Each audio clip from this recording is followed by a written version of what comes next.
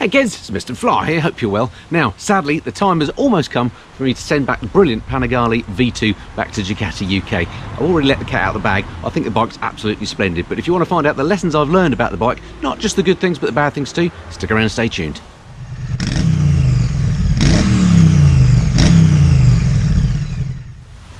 Okay, so I've already let you know that I absolutely love the Panigale V2. In fact, I love all Panigales, so I'm slightly biased, and in case you haven't seen any of my videos in the past, I actually own a Panigale 899, so again, all cards on the table. I'm a bit biased. I love the smaller capacity Panigales, although since when has an almost litre bike been small?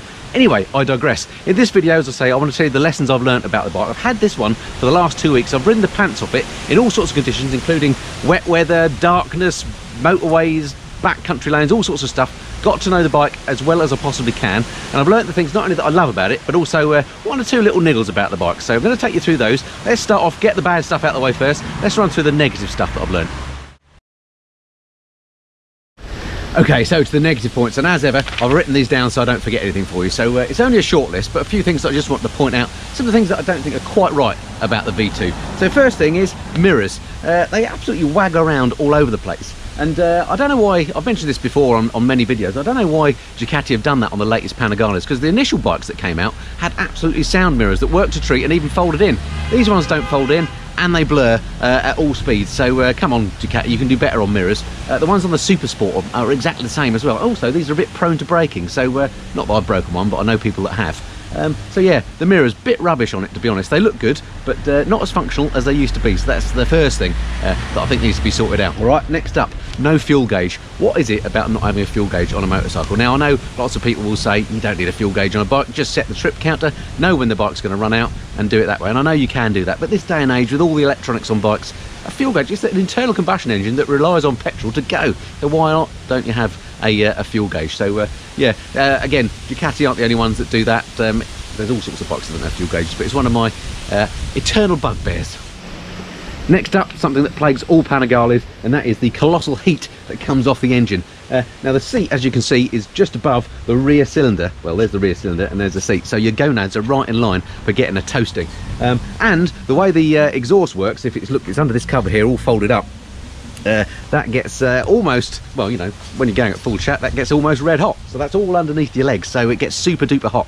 All Panigales are the same. The V2 isn't on its own with that. There is a sort of a fix, which I've done on my 899, which is to fit a Panigale heat shield. Now, I'll put a link below the video, together with a discount code as to where you can get that. If you've got a Panigale, it's well worth fitting yourself a heat shield. It doesn't cure the problem completely, but it does take it down a few degrees, and particularly if you're in a hot country, then that's going to get on your nerves. Here in the UK, where it gets pretty cold, actually in the winter it's quite nice, but it's definitely the hottest bike I've ever ridden. Next up on my list of dislikes, poor turning circle on the Panigale. Not a big deal. I mean, it's at the end of the day, it never got in the way of the bike, other than when I was getting in and out of the bike, you have to do sort of multiple point turns that on other bikes you could maybe do in 2 or 3 point turns. But yeah, the lock to lock on the Panigale, again, is no different to other Panigales that have come before. Pretty poor. And last but not least on my list of dislikes for the Panigale V2, told you it's just a short list, are the plastic brake and clutch reservoirs here. They just look kind of cheap to me. This one actually touches the fairing when you move the handlebars, which I think is absolutely rubbish, and the clutch one just looks a bit naff.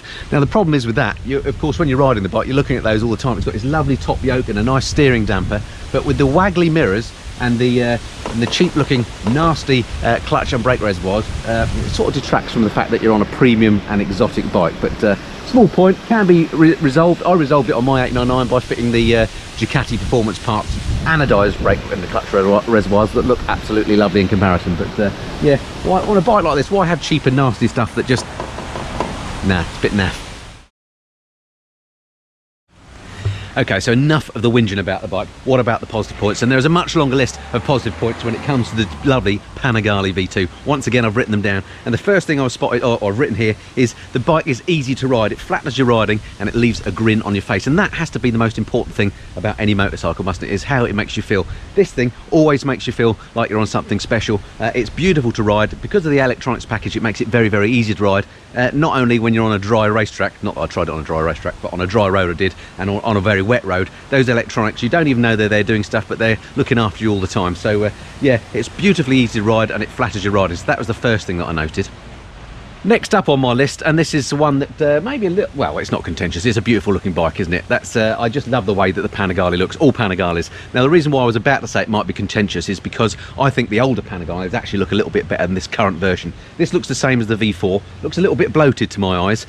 Here's a picture of it compared to my 899, which is kind of the original Panigale styling, if you like. See which one you prefer. But all that said, okay, comparing it with other Panigales, maybe it's not so nice, but comparing it with other bikes on the market, it is just beautiful. I love the way that Ducati have done the styling on this. Their designers absolutely know how to make a beautiful looking bike, and that's the next thing that I noted about the bike. It just looks absolutely beautiful. Okay, next up on my list, not only does this bike look beautiful, but it sounds beautiful as well, thanks to this Ducati Super Quadro V-twin engine.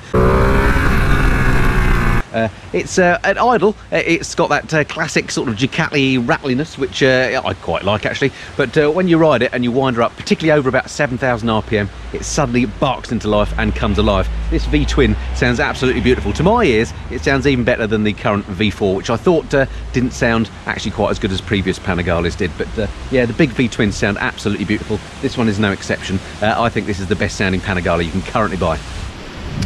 Okay, next up on my list of the lessons I learnt about the Ducati V2 is the fact that they've absolutely sorted the slow speed handling on this. One of the criticisms I had of my 899 when I bought it was that through traffic and in town, the thing was really jerky to ride and really quite difficult. I had to fit something called a Panigale throttle spacer to sort out the slow speed handling on mine. Again, I'll put a link in the corner to a video where I fitted that in case you've got one of the older Panigales, and I'll put a link below as well as to where you can get that throttle spacer. I thoroughly recommend it. It's a brilliant mod, it's about 20 quid, sorts it out. But anyway, you don't need to do that so much with the V2 because out of the box, the handling, slow speed is absolutely beautiful. It's just calmed right down. I don't know if it's the electronics or what they've done, but it's just a very easy bike to ride in all scenarios. So thumbs up to Ducati for sorting that out as well. Okay, three more quick things off my list that surprised me in a good way about the bike, and they are, first up, the quick shifter, both up and down. It's really beautiful on this bike. It's one of those quick shifters that just works. You don't have to necessarily have the engine under load for it to work, going up through the box, and going down with the auto blipper just works beautifully. On a sports bike, a quick shifter is a great thing to have, and a big improvement over certainly my 899 only had an up quick shifter. So the quick shifter up and down has been absolutely beautiful. Allied with that, the TFT on here now, it's got the full colour TFT, nice touch, adding that from the V4. Just again, I guess brings the bike a little bit more up to date. Not a deal breaker, but it looks nice and it's perfectly functional with the absence of that fuel gauge, though, as I mentioned before. And then the other thing while I'm rattling through these is the light clutch. You don't have to use the clutch very often because of the quick shifter, but the clutch on here is very, very light compared to other Panigales, so that's a great thing.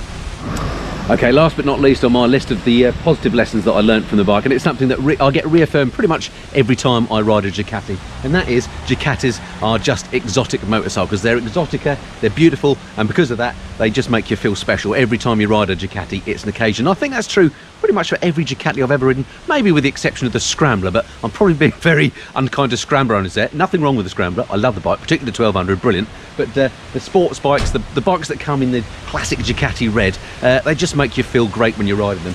They're just special bits of kit, and I love that about the bike.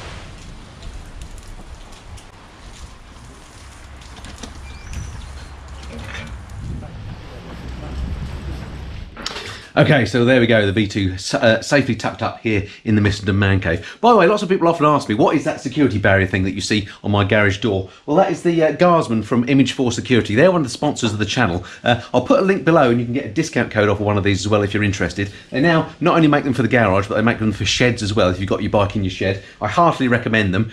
Great bit of kit. Do, as I say, check out the link below if you're interested in the guardsman. But that's it for my lessons learned video on the Panigale V2. I hope you found that of some interest. I'd love to hear your thoughts on the bike. If you've got one, ridden one, thinking about getting one, have got another Panigale or whatever, whether you agree or disagree. This is, of course, just my opinions on the bike, so you know, don't take it as read. If you're interested in the bike, go and have a test ride, or indeed watch my other videos. There are loads of videos on the channel about Panigales in general, and plenty about the V2. So if you've not seen it before, go and check out my initial ride of the bike where I talk through the specification, and there's all sorts of other videos as well, comparing my 899, for example, and all sorts of stuff to keep you amused. So do go and check those out. So thank you very much indeed for watching. If this is the first time you've been to my channel, thanks for coming along. Do consider subscribing. It would be great to have you along on the next one. All right, until then, this has been the Missenden Fly. Cheerio.